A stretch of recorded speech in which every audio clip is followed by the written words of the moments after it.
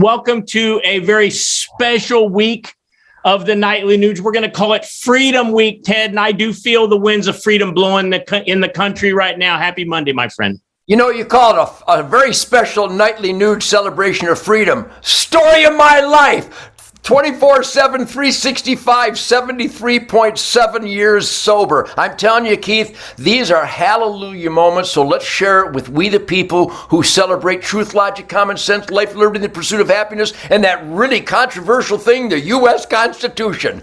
Yeah, you know, and I know your brain runs like mine, and so I'm going to try to keep you harnessed because this week... Good luck!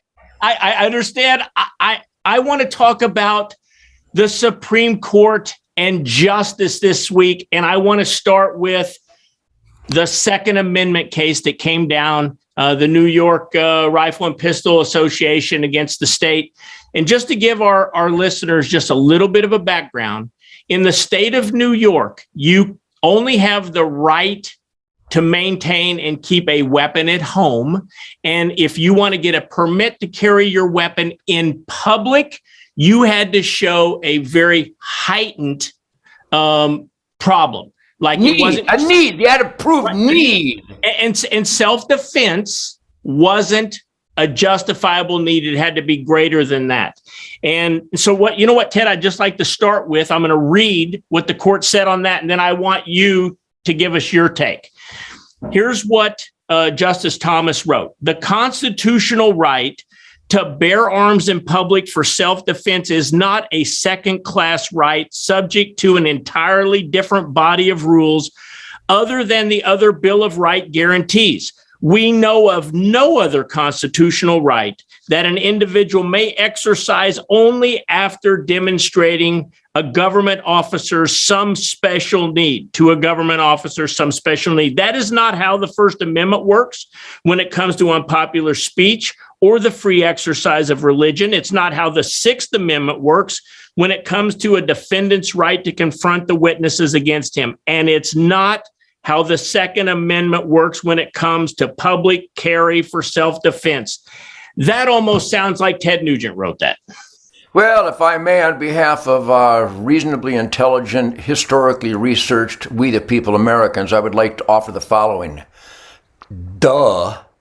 You've got to be kidding me, Keith. With all due respect to the Supreme Court justices for finally going 1 + 1 = 2. Let the guitar player clarify, and everybody might want to write this down, record it, put it on a suppository, and shove it up somebody's ass.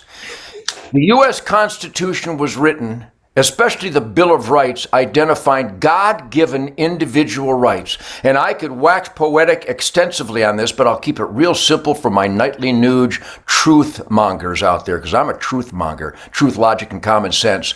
The First Amendment was written down because if anybody wanted to play King George in the future, we had a list of God-given individual rights that we can say what we want to say, choose our own religion, have security from the government intrusion, jackbooted thugs out of the Patriot and Braveheart, and be able to protest if our elected employees ever got out of line. Duh! And guess what, Keith and my friends in America? Nobody needs a permit. Nobody needs government paperwork or a license for the First Amendment. The First Amendment is good on U.S. soil. Let's go to the Second Amendment now, shall we? Hey, U.S. Supreme Court, you might want to write this down. In the Constitution, it says, any rights herein not enumerated are up to the states. The Second Amendment is enumerated. And like the First Amendment, it's good for all Americans on U.S. soil without paperwork or licenses or permits. It is good for free Americans without any infringements. And keep and bear can only mean one thing.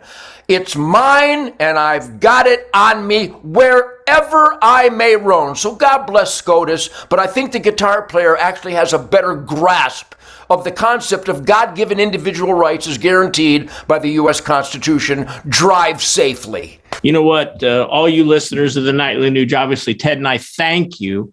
I hope you take time to actually read the opinion that Justice Thomas wrote. And more importantly, realize it's because we had the right people appointing 3 conservative Supreme Court justices that you get decisions like this. And I would ask you to please join Ted and I at hunternation.org. Go to hunternation.org. Ted, why is that important? Well, we have to circle the conservative wagons because most Americans believe in rugged individualism, entrepreneurial man in the arena, putting your heart and soul into being the best that you can be. God, family, country, Constitution, Bill of Rights, 10 Commandments, Golden Rule, Declaration of Independence, work ethic, law, and order, good over evil. But we're not being represented because we haven't voted as a meaningful army. HunterNation.org. Please circle the wagons with us and get out there and get everybody in your life to pledge to vote at HunterNation.org. We have to be an army of conservative voters to send the message, don't tread on me anymore. Come back tomorrow night because we're going to talk about another Supreme Court decision that's getting a lot of talk in the media and public today. We're going to talk about the reversal of Roe v. Wade. Come back tomorrow night for some more truth, logic, and common sense from none other than Ted Nugent.